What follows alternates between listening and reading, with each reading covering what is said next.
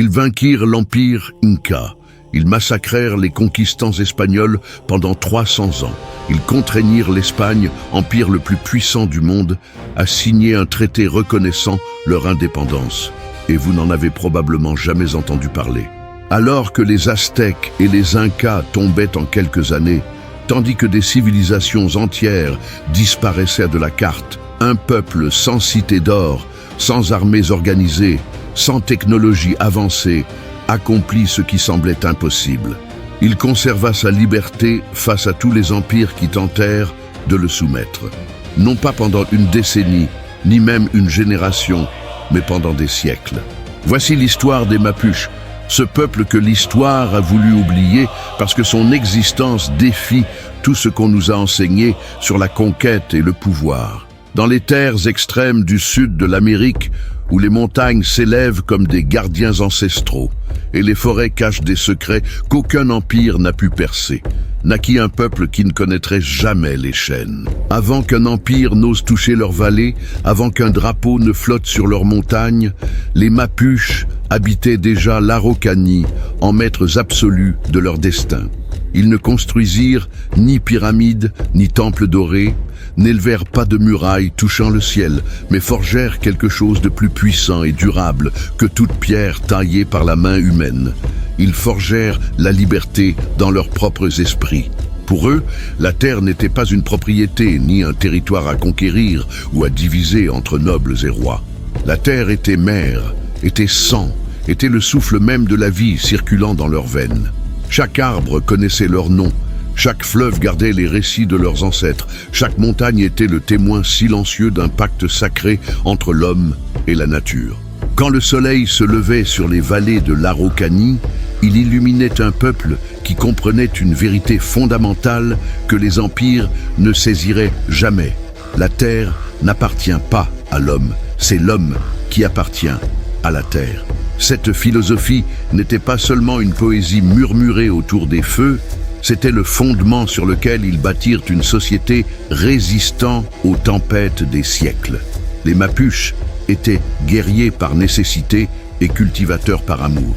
Leurs mains qui tenaient des lances à l'aube plantaient des graines au crépuscule.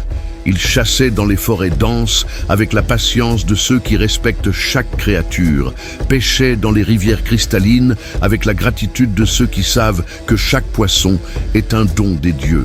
Leurs villages n'étaient pas des forteresses, mais des communautés vivantes où chacun avait voix au chapitre, où les décisions importantes se prenaient en conseil, où les anciens étaient écoutés avec vénération et les jeunes préparés non seulement à la guerre, mais à la vie. Le son des tambours résonnait dans les montagnes comme le cœur même de la terre battant. Et les chants ancestraux portaient les récits de héros, de batailles, d'amour et de pertes, d'une identité se renouvelant à chaque génération sans jamais se perdre. Les femmes mapuches étaient gardiennes du savoir sacré, tisseuses d'histoires transformant la laine en symbole vivant de leur culture, guérisseuses connaissant chaque plante, racine ou feuille, capables de sauver une vie ou d'apaiser une souffrance. Les hommes étaient guerriers, certes, mais aussi pères, frères, fils riant autour du feu et pleurant quand la mort emportait l'un des leurs. Ils n'étaient pas des sauvages comme les conquérants les appelleraient plus tard, mais simplement libres d'une manière que les empires ne comprendraient jamais. Quand les étoiles apparaissaient dans le ciel nocturne de l'Araucanie, les Mapuches levaient les yeux et voyaient non seulement des points lumineux, mais des ancêtres les observant, des esprits les guidant, des promesses que tant qu'un cœur battrait sur ces terres, la liberté ne mourrait jamais. Ils ignoraient que dans des contrées lointaines, des empires s'élevaient avec des ambitions qui bientôt atteindraient leurs frontières. Ils ne savaient pas que des armées marchèrent vers eux, que des rois planifiaient leur assujettissement, que des prêtres rêvaient déjà de convertir leurs âmes. Mais s'ils l'avaient su, ils auraient fait ce qu'ils avaient toujours fait, préparer leurs lances, renforcer leurs esprits et jurer sur la terre sacrée qu'aucun empire, aussi grand fût-il, ne ferait fléchir leurs genoux. Car ils étaient Mapuches, le peuple de la terre, et leur liberté n'était pas négociable. Quand le grand empire Inca étendit ses frontières comme une vague irrésistible, conquérant peuples et nations du nord au sud des Andes, Ces armées avancèrent avec la confiance de ceux qui n'avaient jamais connu la défaite. Sous le commandement de l'empereur, des milliers de guerriers entraînés traversèrent les montagnes avec leurs armures de bronze, leurs armes polies et leurs tactiques ayant déjà assujetti des dizaines de peuples. Ils atteignirent la frontière de l'Araucanie en s'attendant à une conquête facile, à un peuple de plus se prosternant devant la grandeur de l'Empire du Soleil. Mais lorsqu'ils franchirent les eaux du fleuve Maule, ils trouvèrent ce que leurs stratégies impériales n'avaient pas prévu. Ils trouvèrent les Mapuches. Les guerriers de l'Araucanie ne vinrent pas comme des armées alignées en rang parfait, ne marchèrent pas au son de tambours militaires coordonnés, ne portèrent pas d'armure brillante reflétant la lumière du soleil. Ils surgirent des forêts comme des ombres mortelles, frappèrent sur les flancs comme des prédateurs patients, utilisèrent le terrain qu'ils connaissaient depuis l'enfance comme leur arme principale. Chaque arbre était une embuscade, chaque vallée un piège, chaque rivière une barrière naturelle devenue alliée des défenseurs. Les Incas combattaient avec discipline, mais les Mapuches combattaient avec une fureur ancestrale. Certains de défendre non seulement un territoire, mais leur propre essence. La bataille du fleuve Maule ne fut pas une bataille conventionnelle, mais un cauchemar pour les envahisseurs. Les guerriers Mapuches connaissaient chaque pierre, chaque sentier, chaque cachette de ces terres. Quand les Incas avançaient, ils étaient accueillis par des lances lancées depuis les arbres. Quand ils reculaient, ils étaient poursuivis par des guerriers surgissant de la terre même comme des esprits vengeurs. La tactique de guérilla employée par les Mapuches lors de cette bataille fut le prélude à tout ce qu'ils accompliraient contre des envahisseurs encore plus puissants dans les siècles suivants. Ils n'avaient pas la discipline militaire des Incas, mais possédaient quelque chose de plus précieux, la terre à leur côté et la liberté comme carburant. Les jours devinrent des semaines, et ce qui devait être une conquête rapide se transforma en massacre pour les envahisseurs. Le fleuve Maule, que les Incas pensaient traverser comme symbole de leur expansion, devint la tombe de leurs ambitions méridionales. Des milliers de guerriers de l'Empire tombèrent sous les lances Mapuches, et les survivants rapportèrent au nord des récits d'un peuple impossible à conquérir. Les généraux Incas, habitués à des victoires écrasantes, durent reculer pour la première fois. L'empereur, recevant ces nouvelles, dut accepter une vérité amère. Il existait une limite à son empire, et cette limite portait un nom, Mapuche. La frontière fut établie non par des traités diplomatiques, mais par le sang et l'acier. L'empire Inca, dominant de l'équateur jusqu'au centre du Chili, s'arrêta là, sur les rives du Maule. Et les Mapuches, sans jamais avoir bâti un empire ni conquis des terres au-delà des leurs, prouvèrent quelque chose qui résonnerait à travers les siècles. Que la véritable force ne vient pas de la taille des armées, mais de la détermination de ceux qui luttent pour leur propre liberté. Quand la poussière retomba et que les derniers guerriers incas disparurent à l'horizon, les Mapuches ne célébrèrent pas par des parades triomphales ou des monuments grandioses. Ils retournèrent à leur village, embrassèrent leurs familles, honorèrent leurs morts et continuèrent à vivre comme ils l'avaient toujours fait, libres. Mais quelque chose avait changé. La nouvelle de cette victoire se répandit à travers montagnes et vallées, murmurée à chaque feu, chantée à chaque célébration. Les Mapuches avaient vaincu un empire, et le monde savait désormais que dans ces terres du Sud vivait un peuple ignorant le mot « reddition ». Quand les voiles des navires espagnols apparurent à l'horizon du Pacifique, elles portaient une ambition ayant déjà conquis la moitié du monde. Pedro de Valdivia, conquérant endurci par les batailles au Pérou, regarda les terres chiliennes avec les yeux de celui qui avait déjà transformé des civilisations entières en colonies. Il vint avec ses croix, ses épées affûtées et sa poudre à canon tonnant comme la voix de Dieu guerrier. Il vint avec des chevaux que les indigènes n'avaient jamais vus, des armures semblant indestructibles, l'arrogance de celui croyant apporter la civilisation à des sauvages. Mais Valdivia, aussi expérimenté fut-il, allait apprendre une leçon qui lui coûterait la vie. Ni Dieu ni acier ne peuvent assujettir qui est né libre. Les premières années de la conquête espagnole au Chili furent marquées par une brutalité devenue tristement familière dans toute l'Amérique. Des villages entiers furent incendiés, des familles séparées, des hommes réduits en esclavage pour travailler dans les mines d'or, des femmes violées, des enfants arrachés à leurs parents pour être baptisés et déracinés culturellement. Les Espagnols fondèrent des villes au nom chrétien sur les cendres de communautés mapuches, érigèrent des églises sur des lieux sacrés, plantèrent leurs drapeaux, comme si cela transformait magiquement ces terres en propriété de la couronne espagnole. Santiago fut fondé, Concepción édifiée, et les conquérants crurent que le Chili deviendrait une autre pierre précieuse de leur empire colonial. Mais quelque chose se passait dans l'ombre des forêts de l'Araucanie, quelque chose que les Espagnols ne parvenaient pas à comprendre pleinement. Les Mapuches ne résistaient pas seulement. Ils apprenaient. Parmi les prisonniers capturés par les Espagnols se trouvait un jeune guerrier nommé Lautaro, forcé de servir comme page de Pedro de Valdivia. Tout en servant son geôlier, tout en feignant la soumission, Lautaro observait tout avec les yeux attentifs d'un faucon. Il étudia les tactiques militaires espagnoles, apprit leur formation de bataille, découvrit les faiblesses de leur cavalerie, comprit le fonctionnement de leurs armes à feu.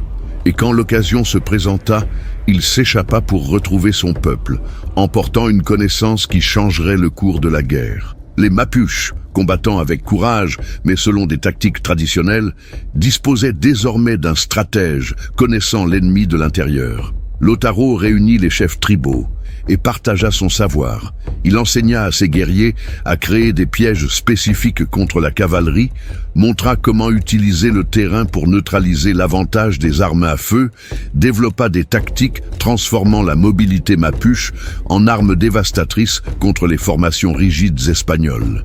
Pour la première fois, les conquérants affrontaient un ennemi ne se contentant pas de se battre avec bravoure, mais avec intelligence stratégique.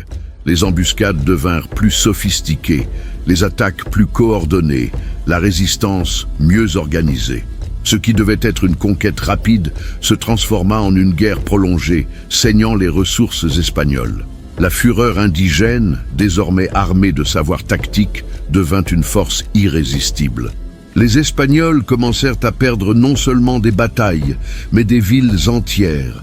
Leurs forts étaient attaqués et détruits, leurs lignes d'approvisionnement coupées.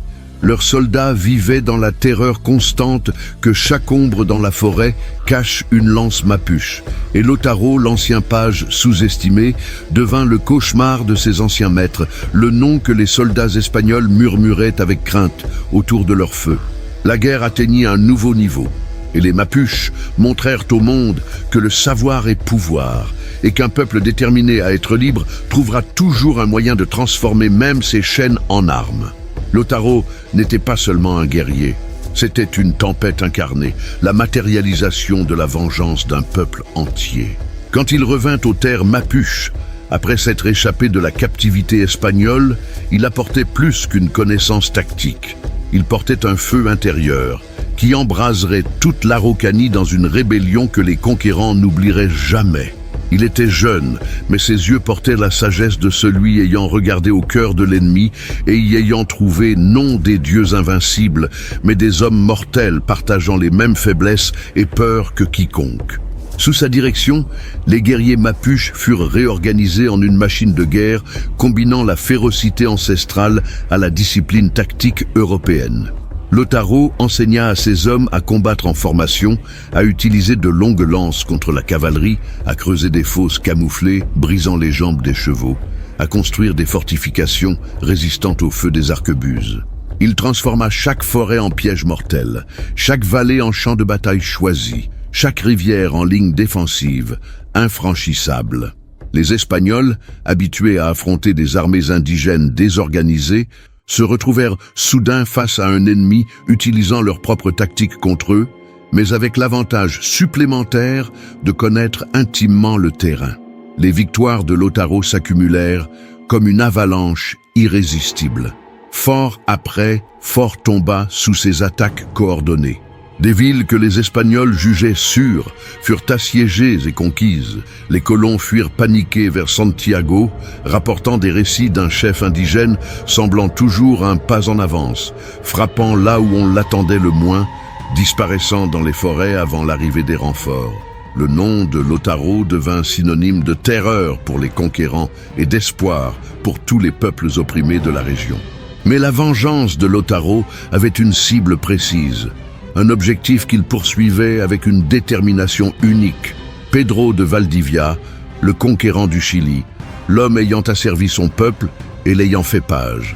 En décembre 1553, sur le lieu qui deviendrait Tucapel, Lautaro eut enfin son heure.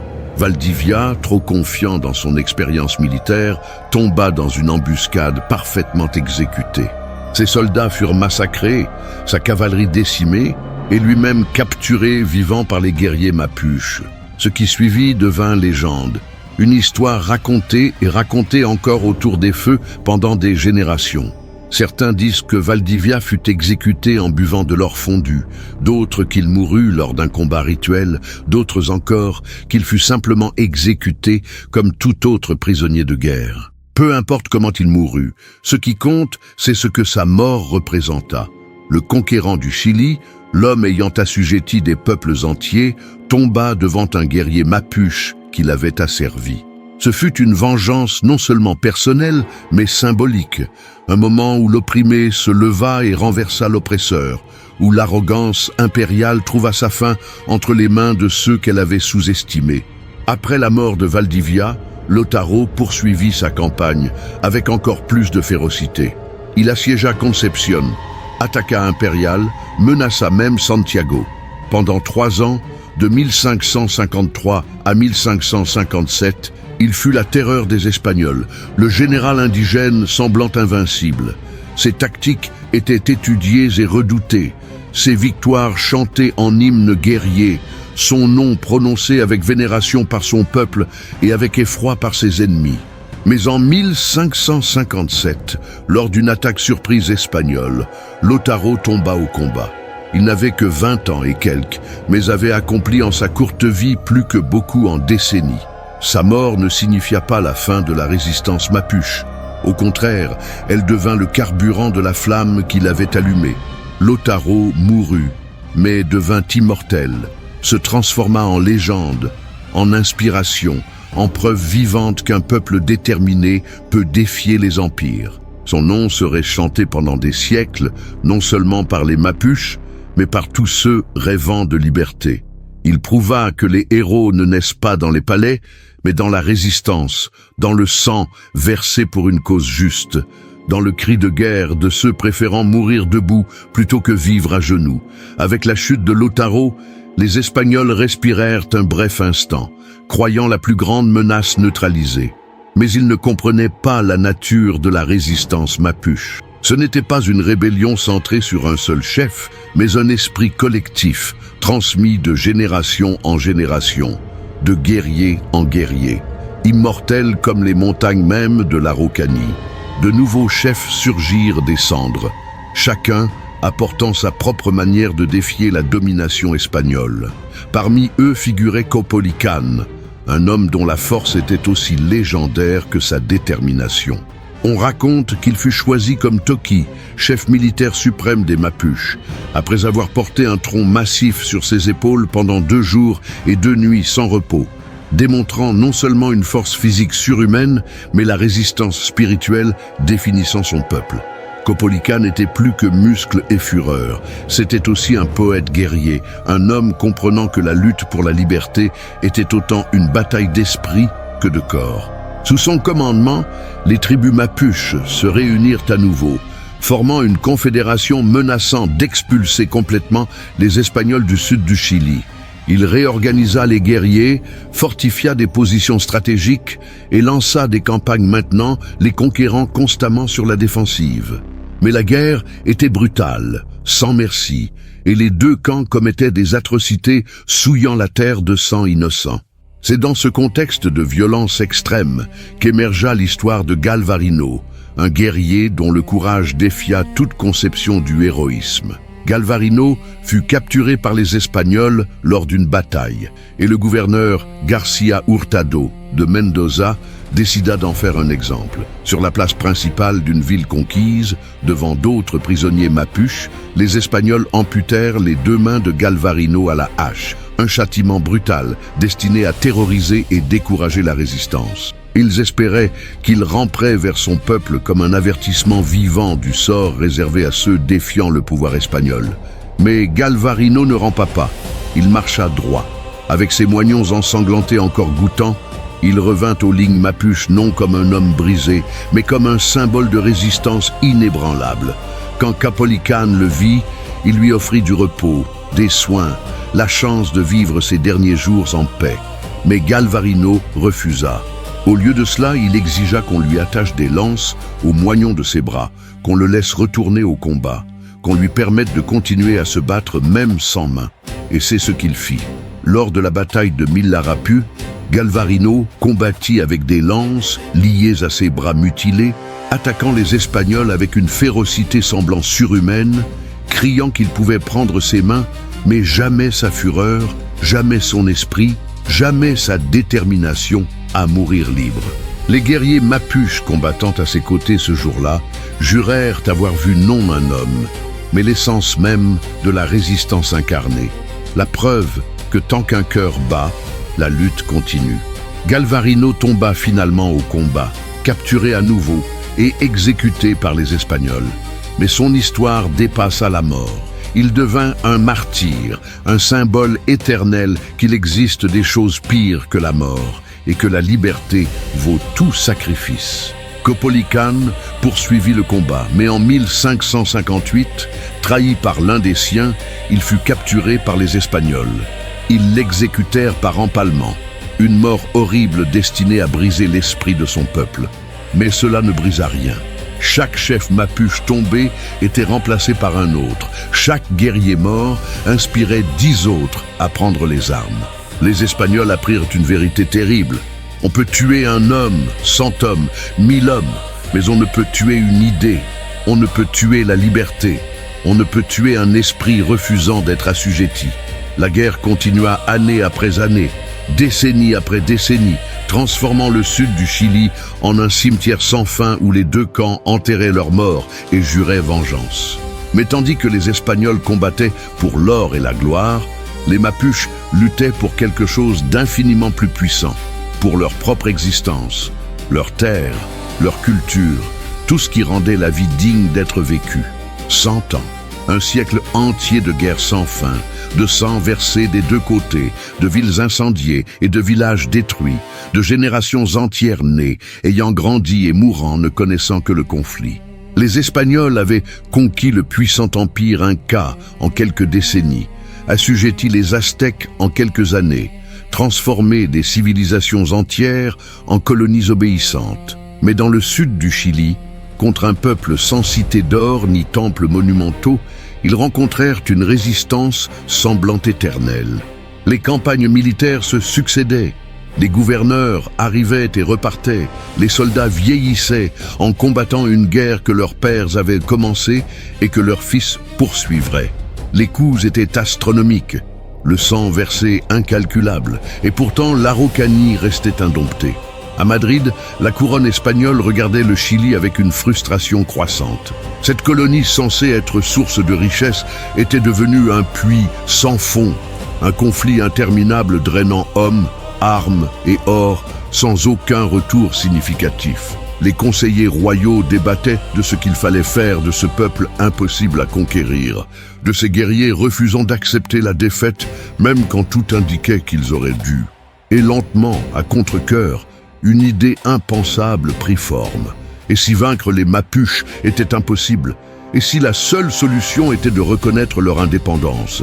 C'est ainsi qu'en 1641, sur le lieu qui deviendrait Quilín, des représentants de la couronne espagnole et des chefs Mapuches se réunirent pour signer quelque chose d'inédit dans l'histoire coloniale des Amériques. Un traité de paix entre égaux. Le traité de Quilín reconnaissait officiellement le fleuve Biobío comme frontière entre territoire espagnol et territoire mapuche. Au sud de cette ligne, les Mapuches gouverneraient leur propre terre, vivraient selon leurs propres lois, conserveraient leur culture sans ingérence espagnole. C'était une victoire extraordinaire, une reconnaissance implicite qu'aucun empire, aussi puissant fût-il, ne pouvait assujettir un peuple véritablement déterminé à être libre. Pour la première fois dans l'histoire de la conquête européenne des Amériques, un empire colonial signait un traité reconnaissant la souveraineté d'un peuple indigène. Mais pour les Mapuches, le traité n'était pas une raison de célébrer naïvement. Ils connaissaient trop bien la duplicité européenne, savaient que les accords écrits sur papier pouvaient être déchirés quand cela convenait. C'est pourquoi, même avec la paix officielle, ils gardèrent leurs armes affûtées, leurs guerriers entraînés, leurs villages fortifiés. La liberté qu'ils avaient conquise n'était pas un cadeau, mais le fruit de 100 ans de sang et de sacrifices.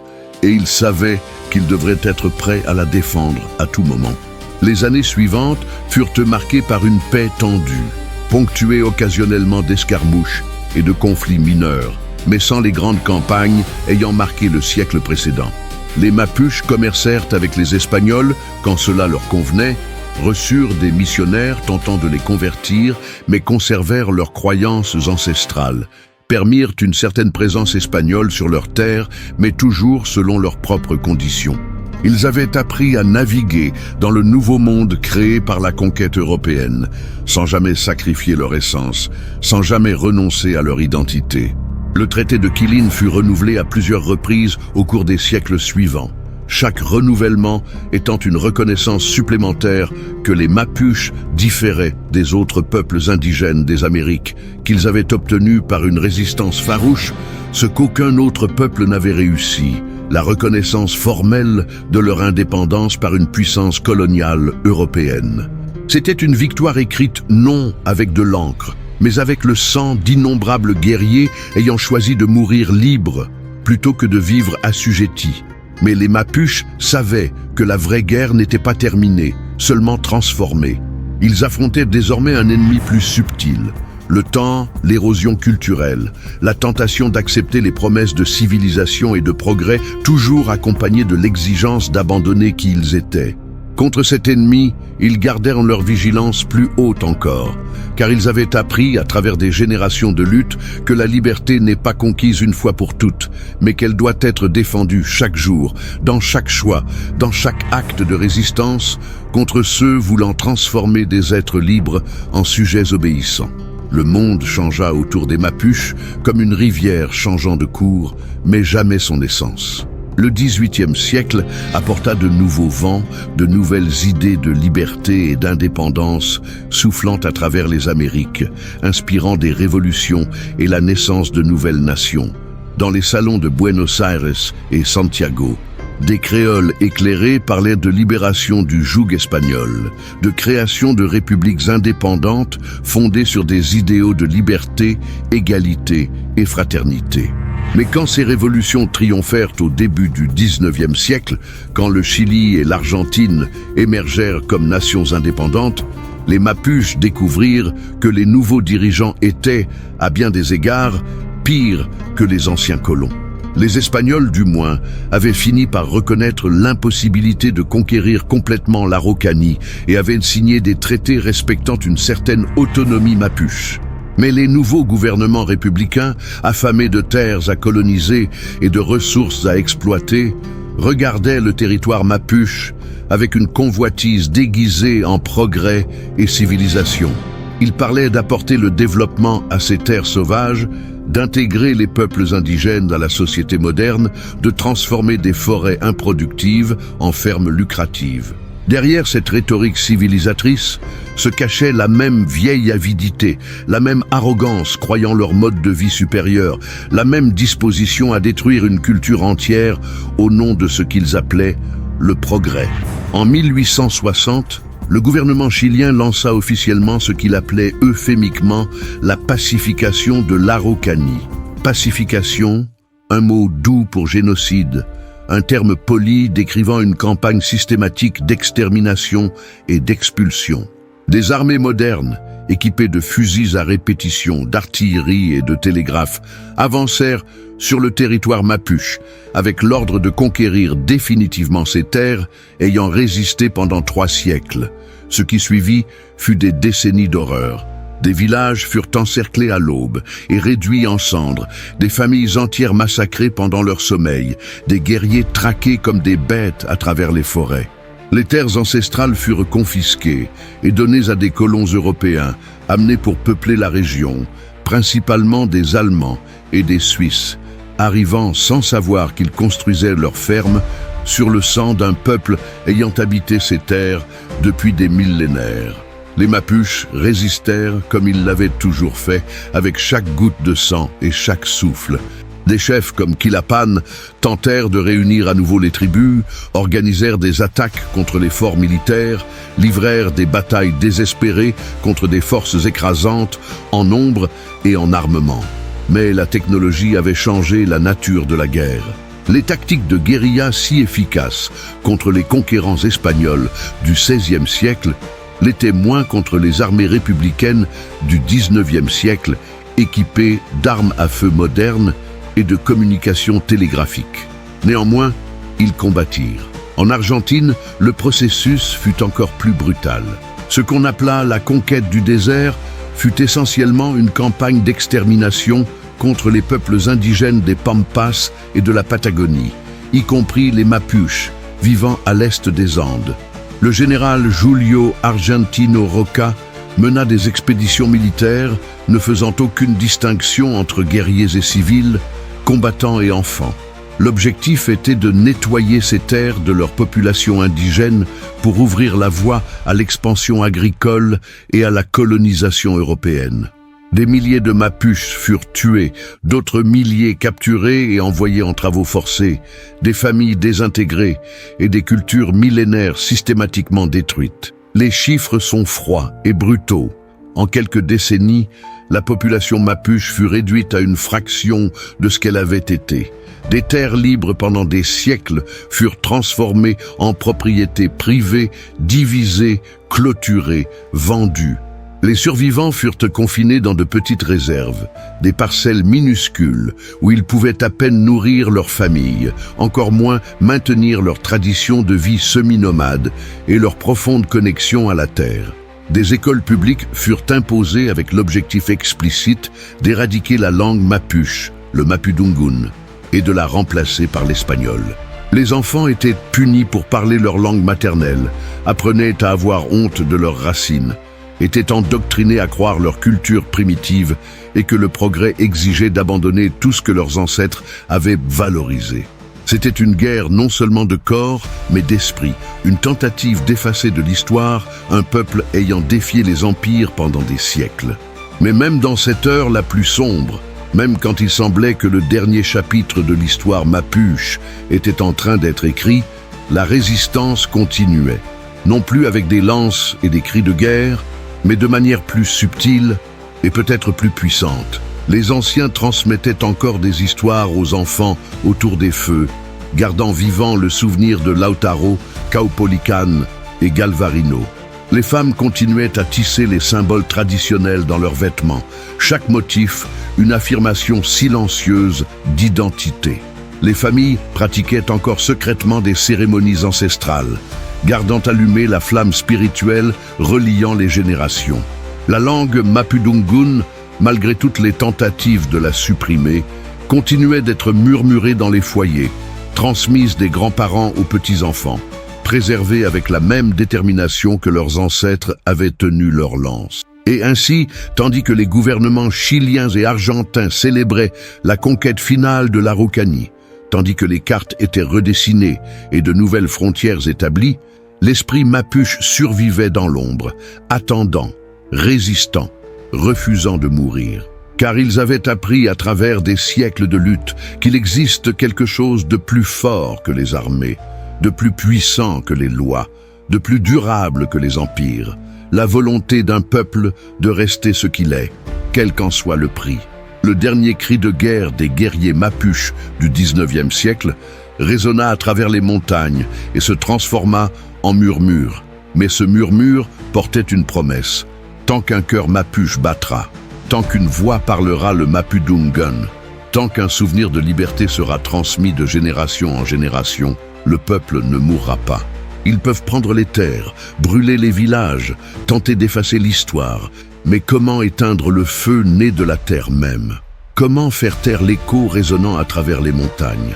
Comment tuer un esprit ayant appris à survivre par la seule force de la volonté? Quand le XXe siècle se leva sur le Chili et l'Argentine, les Mapuches avaient été officiellement vaincus, confinés, presque oubliés par l'histoire officielle célébrant le triomphe de la civilisation sur la barbarie. Dans les manuels scolaires, il n'était mentionné qu'en note de bas de page, un obstacle surmonté sur la route du progrès national. Les nouvelles générations de Chiliens et d'Argentins grandissaient sans savoir que sous leurs villes, leurs fermes, leurs routes, gisait le sang d'un peuple ayant lutté pendant des siècles pour la liberté. Mais l'histoire a une curieuse manière de ressurgir quand on s'y attend le moins. Et les fantômes du passé ont l'habitude de réclamer leur place dans le présent. Dans les petites communautés mapuches disséminées dans le sud du Chili et de l'Argentine, quelque chose de remarquable se produisait. Malgré toutes les tentatives d'assimilation, malgré des décennies d'oppression et de marginalisation, l'identité mapuche non seulement survécut, mais commença à renaître. Les jeunes, à qui l'on avait appris à avoir honte de leurs racines, commencèrent à poser des questions, à chercher les anciens, à apprendre la langue que leurs grands-parents parlaient en secret. Des artistes mapuches commencèrent à créer des œuvres fusionnant tradition et modernité. Des musiciens composèrent des chansons en Mapudungun. Des écrivains racontèrent leurs propres histoires au lieu de laisser d'autres les raconter à leur place. Dans la seconde moitié du XXe siècle, alors que des mouvements pour les droits civiques balayaient le monde, que des peuples colonisés sur tous les continents exigeaient reconnaissance et justice, les Mapuches élevèrent aussi leur voix. Des organisations indigènes furent créées, des leaders communautaires émergèrent, des revendications pour les droits territoriaux et la reconnaissance culturelle furent présentées au gouvernement. Ils ne se battaient plus avec des lances, mais avec des avocats, n'attaquaient plus des forts, mais occupaient des tribunaux, ne faisaient plus la guerre sur des champs de bataille, mais dans les parlements et les cours de justice. Le mouvement mapuche moderne affrontait des défis complexes que leurs ancêtres guerriers n'auraient jamais imaginés. Comment récupérer des terres légalement vendues et revendues des dizaines de fois? Comment préserver une culture dans un monde globalisé où la télévision puis Internet apportaient des influences du monde entier? Comment maintenir des traditions vivantes quand les jeunes migraient vers les villes à la recherche d'opportunités économiques? Comment être mapuche au XXIe siècle sans transformer son identité en une fantaisie figée dans le temps? Mais ils trouvèrent des solutions. Des communautés commencèrent à créer des écoles bilingues où les enfants apprenaient à la fois l'espagnol et le Mapudungun. Des cérémonies traditionnelles, autrefois pratiquées en secret, furent célébrées publiquement avec fierté. Des jeunes mapuches entrèrent à l'université et revinrent dans leur communauté comme enseignants, médecins, avocats, apportant les connaissances du monde moderne tout en gardant leurs racines ancestrales. La lutte pour la récupération territoriale gagna en force, avec des communautés occupant des terres qu'elles considéraient comme historiquement les leurs, affrontant non plus des conquérants espagnols, mais des multinationales et des fermiers modernes. Et à mesure que le XXIe siècle avançait, le monde commença enfin à prêter attention. Des documentaires furent réalisés sur l'histoire mapuche, des universitaires étudièrent leur langue et leur culture avec respect plutôt que curiosité exotique. Les gouvernements furent contraints de reconnaître des injustices historiques, même si cette reconnaissance venait trop tard pour réparer entièrement les dommages. En 2007, la Déclaration des Nations Unies sur les droits des peuples autochtones fut adoptée, offrant aux Mapuches et autres peuples indigènes des outils juridiques internationaux pour défendre leurs droits. Dans les rues de Santiago et Buenos Aires, Des marches mapuches devinrent courantes, des milliers de personnes marchant avec des drapeaux arborant fièrement des symboles ancestraux, chantant en mapudungun des chansons résonnantes à travers les canyons de béton des villes modernes. Des jeunes non indigènes commencèrent à rejoindre ces marches, reconnaissant que la lutte mapuche était aussi une lutte pour la justice universelle, pour le droit à la terre, pour la préservation environnementale dans un monde consommant ses ressources naturelles à un rythme insoutenable. Les mapuches, ayant toujours compris que la terre n'appartient pas à l'homme, mais que l'homme appartient à la terre, trouvèrent soudain des alliés dans les mouvements écologistes, commençant enfin à comprendre cette sagesse ancienne. Des artistes mapuches gagnèrent une reconnaissance internationale, leurs œuvres exposées dans des musées d'art contemporain, leurs voix amplifiées par des plateformes numériques permettant de raconter leurs histoires sans intermédiaire. Des rappeurs mapuches créèrent des morceaux mêlant rythme moderne et instruments traditionnels, des paroles en mapudungun parlant à la fois de fierté ancestrale et de réalité contemporaine. Des cinéastes mapuches firent des films montrant leur communauté non comme des reliques du passé, mais comme des personnes vivantes, complexes, affrontant des défis réels dans un monde réel. La résistance avait évolué, mais son essence restait la même. Le refus absolu de disparaître, d'être assimilé, d'accepter le rôle de victime silencieuse de l'histoire. Et puis, dans les premières décennies du XXIe siècle, quelque chose d'extraordinaire se produisit. Dans les écoles du Chili et d'Argentine, les enseignants commencèrent à enseigner l'histoire mapuche non comme une note de bas de page, mais comme une partie centrale du récit national. Les enfants apprirent à connaître Lautaro et Caupolicán non comme des ennemis vaincus, mais comme des héros ayant lutté pour la liberté. Le traité de Quilín fut étudié comme un exemple unique de résistance indigène réussie. La langue mapudungun commença à être proposée dans les programmes scolaires. Des monuments furent érigés en l'honneur de chefs mapuches longtemps oubliés ou diabolisés. Des noms de rues furent changés, des places renommées, la mémoire historique était lentement réécrite pour inclure des vérités longtemps réprimées. Mais peut-être le renouveau le plus puissant se produisait-il dans les cœurs et les esprits de la jeunesse mapuche elle-même. Une nouvelle génération grandissait sans la honte imposée à ses grands-parents, sans le silence forcé sur ses parents.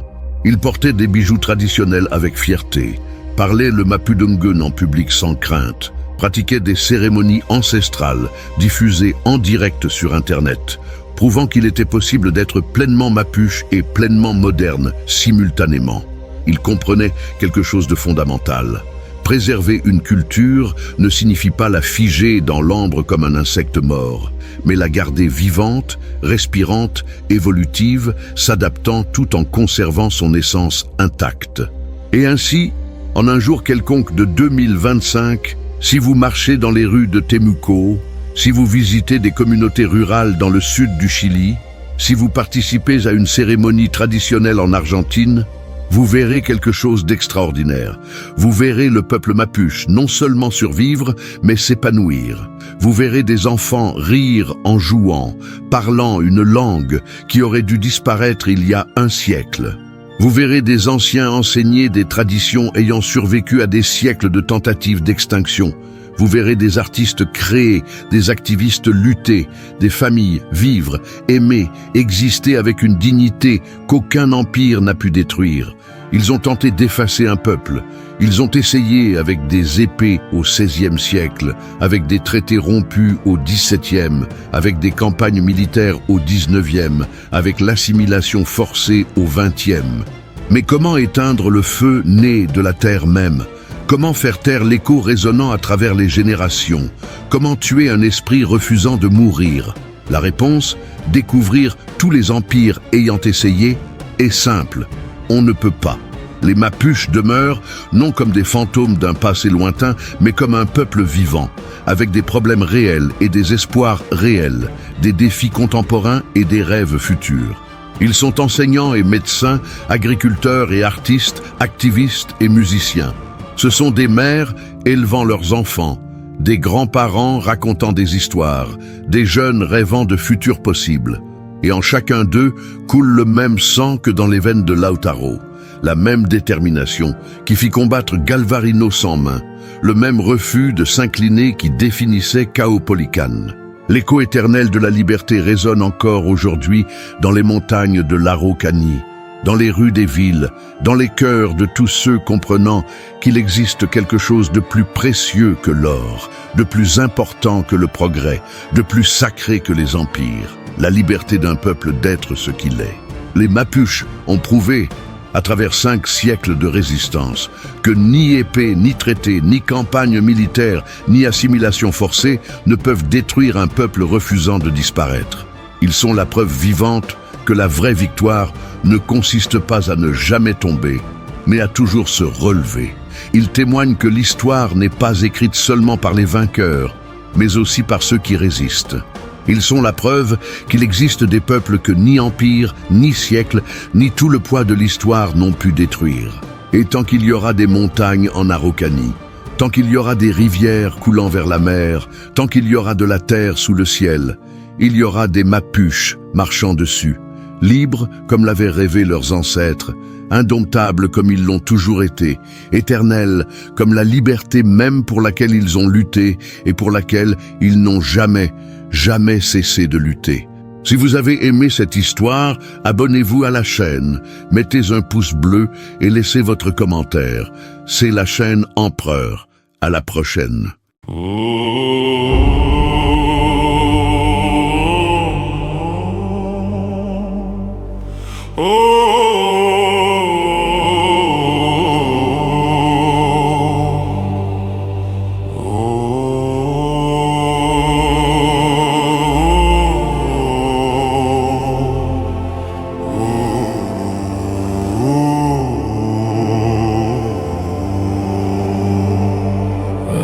My soul in sacred ground, but my ghost still walks without a sound.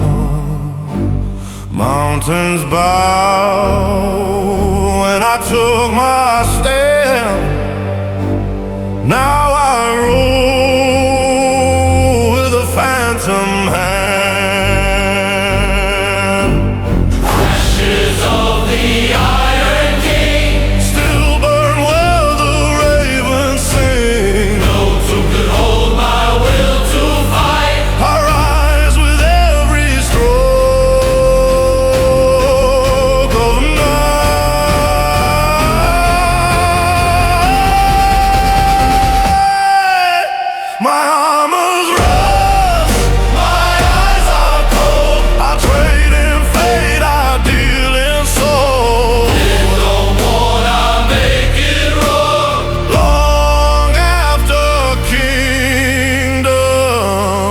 I know more.